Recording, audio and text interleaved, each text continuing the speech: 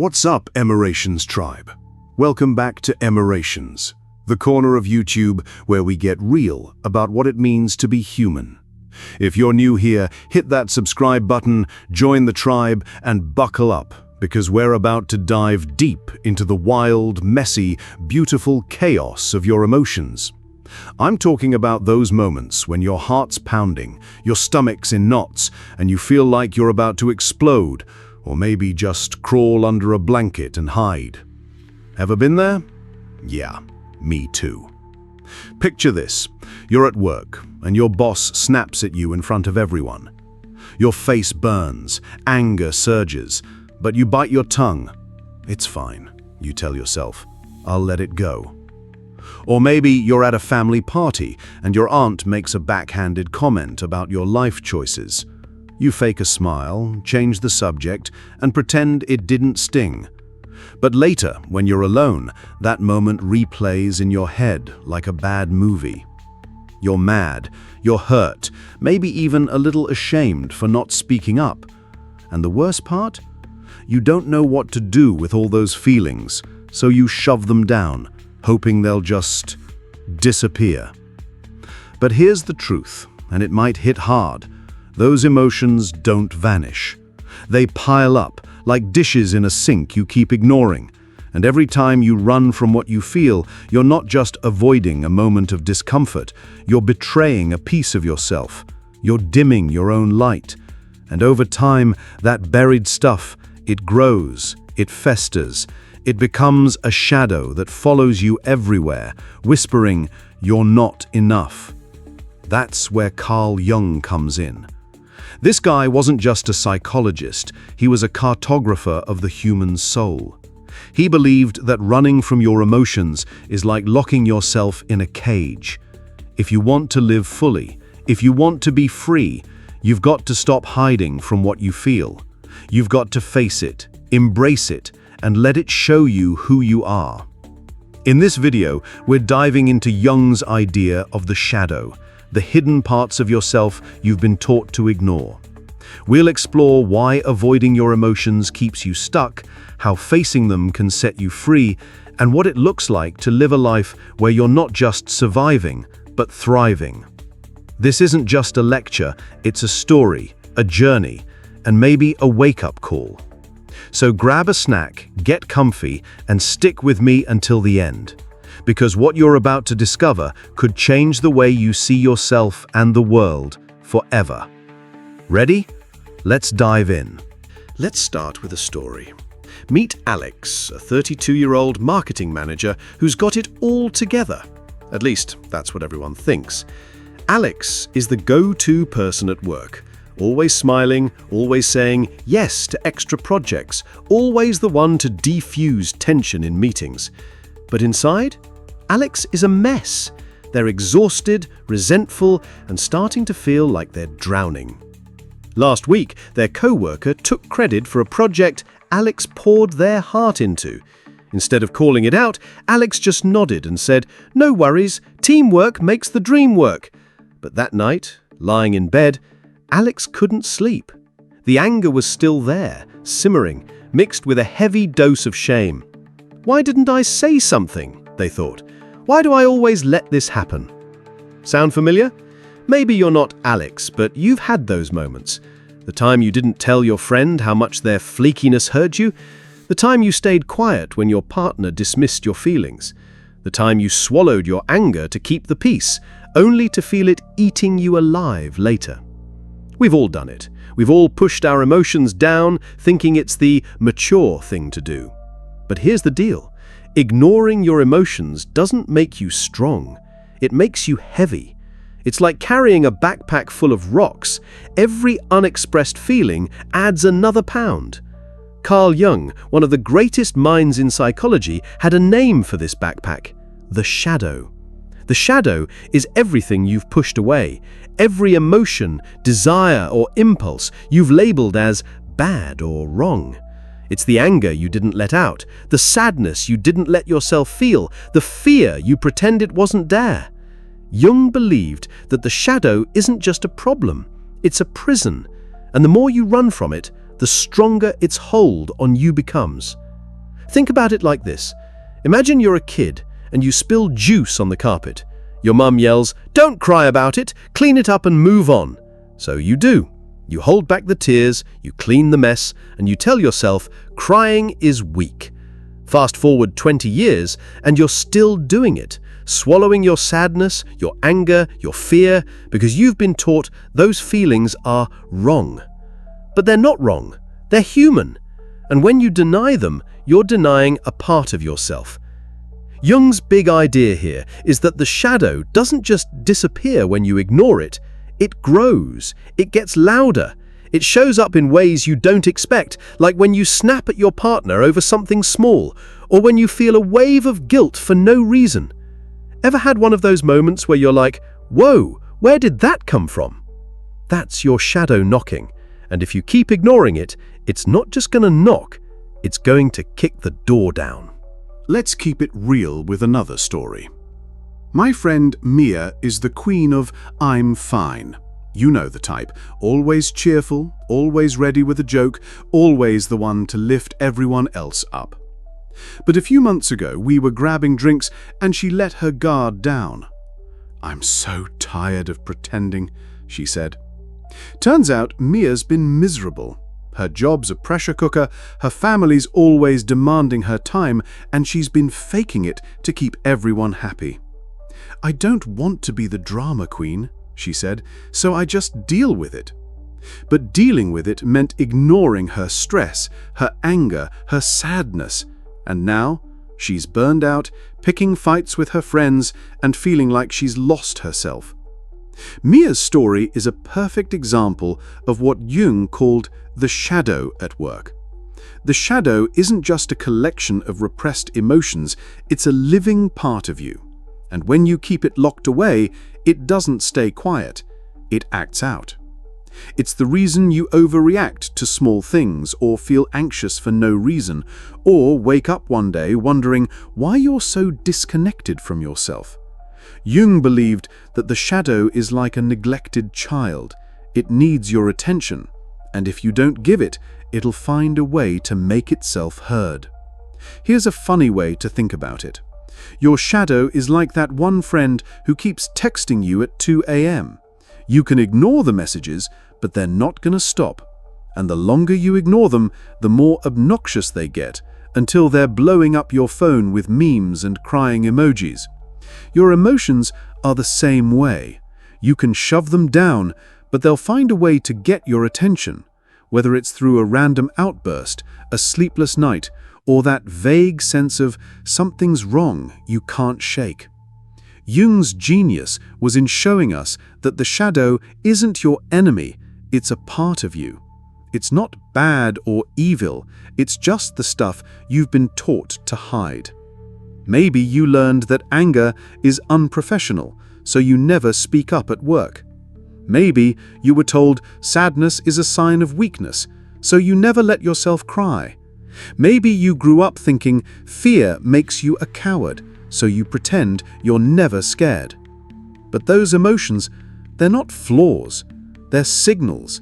They're telling you something about who you are and what you need. And when you ignore them, you're ignoring yourself. So why do we run from our emotions? Why is it so hard to just feel what we feel? To answer that, we need to zoom out and look at the bigger picture, not just your life, but the world you've inherited. Jung believed that our fear of emotions is rooted in a deeper cultural story, one that's been shaping us for centuries. Think about it. From the moment you were born, you were handed a rule book. Maybe it wasn't written down, but it was there, in the things people said and did. Don't cry, you're fine. Stop being so dramatic. Be nice. Don't make waves. As kids, we're taught that certain emotions are good, like happiness or politeness, and others are bad, like anger or sadness. We're told to control ourselves, to fit in, to keep the peace. And over time, those messages sink in. They become part of who we are. Let's make this personal. Imagine you're 8 years old and you're at a family reunion. You're upset because your cousin broke your favorite toy. You start to cry and your dad pulls you aside and says, "Big boys don't cry, toughen up." Or maybe you're a girl and you get mad when someone cuts you off in a game. Your mum says, "Don't be so aggressive, sweetie, be nice." Those moments stick with you. They teach you that your emotions are something to be ashamed of, something to hide. Fast forward to adulthood, and that lesson is still there. You don't tell your boss how overwhelmed you are because you don't want to seem weak. You don't tell your partner how hurt you feel because you don't want to start a fight. You don't let yourself grieve a loss because you think you should get over it. But Jung would say that that's not strength, it's denial. And denial comes at a cost. Jung saw this as a kind of cultural conditioning, not unlike what Nietzsche called slave morality. Both thinkers believed that society often teaches us to suppress our natural impulses to fit in, to be good, to avoid conflict. For Nietzsche, it was about power. Society glorifies submission to keep people in line. For Jung, it's about wholeness. Society teaches us to reject parts of ourselves, to conform. Either way, the result is the same. You end up afraid of your own emotions, afraid of what they might say about you, afraid of what might happen if you let them out. Here's a modern twist. Social media doesn't help. Scroll through Instagram or TikTok, and what do you see? Perfectly curated lives, smiling faces, hashtag good vibes only. We're bombarded with messages that say, be happy, be positive, don't be a downer. It's like the whole world is telling you to bury anything that doesn't fit the highlight reel. But life isn't a highlight reel. It's messy, it's raw, and it's real. And pretending otherwise only makes your shadow grow. Now, let's talk about what happens when you keep running from your emotions. Spoiler alert, it's not pretty. Jung believed that the shadow doesn't just sit quietly in the corner, it fights back. It's like that scene in a horror movie where the monster you've been ignoring finally breaks out of the basement. And trust me, you don't want to wait for that jump scare moment. Here's how it works. Every time you suppress an emotion, it doesn't disappear, it goes underground. It becomes part of your shadow. And the shadow has a way of sneaking into your life when you least expect it. Ever snapped at someone over something tiny, like them leaving dishes in the sink, and then felt like, whoa, that was not about the dishes? That's your shadow. Ever felt a wave of anxiety or guilt for no clear reason? Shadow. Ever found yourself stuck in a cycle of negative thoughts, wondering why you can't just be happy? Yep, that's the shadow again. Let's go back to Alex, our marketing manager. Remember how they swallowed their anger when their co-worker took credit for their work? That anger didn't go away. It turned into resentment. Alex started feeling bitter toward their co-worker, then toward their boss, then toward their whole job. They started snapping at their roommates, procrastinating on deadlines, and feeling like they were failing at everything. That's the shadow's revenge. It takes your unexpressed emotions and turns them into a slow burning poison. Jung called this process projection. When you don't deal with your own emotions, you start seeing them everywhere else. That co-worker who stole your idea. Maybe they didn't mean to hurt you, but your unprocessed anger makes them the villain. That friend who's always late. Maybe they're just flaky, but your suppressed frustration turns them into the enemy. The shadow takes your buried feelings and projects them onto the world, making everything feel heavier, darker, more hostile. Here's a lighter example to drive it home. My buddy Sam is the king of I'm chill. He never gets mad, never complains, always goes with the flow. But last month we're at a bar and someone accidentally bumps into him, spilling his drink. Sam laughs it off, says, "No biggie." But 10 minutes later, he's ranting about how people are so rude and no one respects anyone anymore. I'm like, dude, it was just a drink. But it wasn't about the drink. It was about all the time Sam swallowed his frustration, all the moments he didn't speak up, all the emotions he buried. That spilled drink was just the straw that broke the camel's back. Jung's point is that you can't outrun your shadow. You can try, but it's faster, and the longer you run, the bigger it gets. But here's the good news. You don't have to keep running. There's a way to face your shadow, to make peace with it, and to use it to become more whole. That's what we're diving into next. So, how do you stop running from your emotions? How do you face your shadow and break free? Jung didn't just diagnose the problem, he gave us a roadmap for transformation. And it starts with one simple, scary word: acceptance.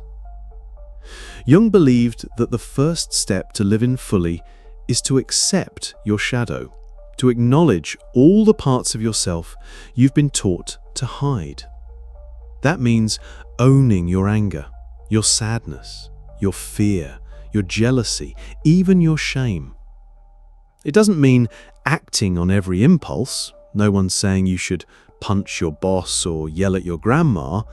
It means recognizing that those feelings are part of you, and they're not wrong. They're human. Let's break it down with a practical example. Say you're mad at your friend for bailing on plans again. Your instinct is to shrug it off, say, "It's fine," and move on. But instead, try this. Pause. Take a deep breath. Ask yourself, what am I feeling right now? Maybe it's anger. Maybe it's hurt. Maybe it's both. Don't judge it, just name it. Say to yourself, I'm angry because I feel disrespected. That simple act of naming your emotion is like shining a flashlight on your shadow. It takes away some of its power. Now here's the next step. Express it. Not in a destructive way, but in a way that's honest and constructive. Maybe you call your friend and say, "Hey, when you cancelled last minute, it made me feel like I'm not a priority. Can we talk about it?" That's not easy. It's scary. You might worry they'll get mad or think you're overreacting. But here's the thing. Expressing your emotions doesn't just free you, it strengthens your relationships. It sets boundaries. It shows the world you're not invisible. Jung called this process integration. It's about bringing your shadow into the light, making it part of your conscious self. And when you do that, something amazing happens. You start to feel whole. You stop fighting yourself. You stop feeling like you're split in two. You start to live as the full, messy, beautiful person you are. Let's go back to Mia, our I'm fine queen. After our drinks that night, she decided to try something new. She started journaling about her feelings. Nothing fancy, just a notebook where she wrote down what she was feeling each day. At first, it felt weird. I'm angry at my boss for dumping work on me. I'm sad because I feel like no one sees me. But over time, she noticed something. The more she wrote, the less heavy she felt. She started speaking up at work, setting boundaries with her family, and being honest with her friends. It wasn't perfect. She still got nervous, still second-guessed herself, but she was starting to feel like herself again. Jung's big insight here is that facing your shadow isn't about fixing yourself, it's about accepting yourself. It's about saying, yes, I'm angry, yes, I'm scared, yes, I'm human, and that's okay. When you do that, you take back your power. You stop letting your emotions control you, and you start using them as guides. Jung didn't just stop at facing the shadow. He gave us a bigger vision for what it means to live fully. He called it individuation, the process of becoming your true self. And at the heart of individuation is what I like to call the will to feel, the courage to embrace your emotions, even the messy ones, and let them guide you toward a fuller life. Think of it like this. Your emotions are like a compass. They point you toward what matters to you. Anger tells you when your boundaries have been crossed. Sadness tells you what you've lost or what you value. Fear tells you what you're protecting. When you run from those emotions, you're throwing away your compass. You're wandering through life without a map, hoping you'll stumble into happiness. But when you embrace them, you start to see the path. You start to understand who you are and what you want. Here's a story to bring it home. My cousin Lisa used to be the queen of avoidance. She hated conflict, hated feeling negative, hated anything that disrupted her sunny vibe. But last year, she went through a rough breakup. Her partner was emotionally distant, and Lisa spent months pretending it was fine, hoping things would get better. Finally, she hit a breaking point. She sat down, let herself cry, let herself feel the pain, the anger, the betrayal. And in that moment, something shifted. She realized she'd been ignoring her own needs for years, not just in her relationship, but in her whole life. She started therapy, started saying no to things that drained her, started chasing her dream of opening a small bakery. Today, Lisa's not just happier, she's alive. She's living for herself, not for what others expect. Jung would say Lisa was practicing individuation. She wasn't just feeling her emotions, she was using them to discover who she is. She was facing her shadow and integrating it into her life. And that's the key. Your emotions aren't obstacles to overcome, they're tools to build with. They're the raw material of your authentic self. So how do you cultivate this will to feel? Start small. Next time you feel something strong, anger, sadness, fear, don't push it away. Sit with it. Ask yourself, what's this feeling trying to tell me? Maybe write it down, talk to a friend, or just let yourself feel it without judgment.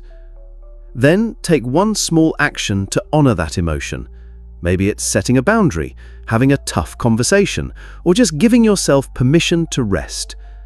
Every time you do this, you're building a stronger, truer version of yourself. Jung didn't just give us practical steps, he gave us a poetic vision of transformation, not unlike Nietzsche's 3 metamorphoses of the spirit.